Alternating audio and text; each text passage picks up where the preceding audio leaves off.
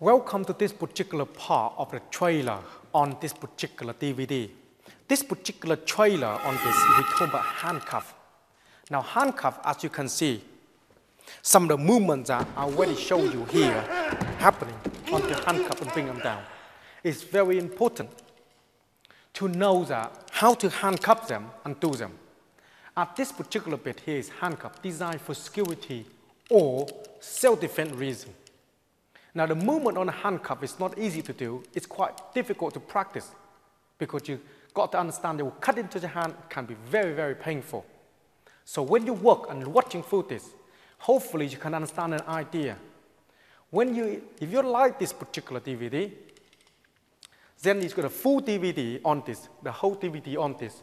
They will explain to you everything about the movement, and each one of our DVD is all have this particular training. Everything explained to you step by step and show you everything what they need to be.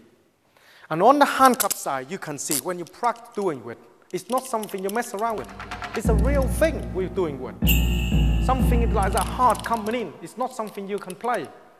So you can understand and appreciate this skill that we're here to share with you.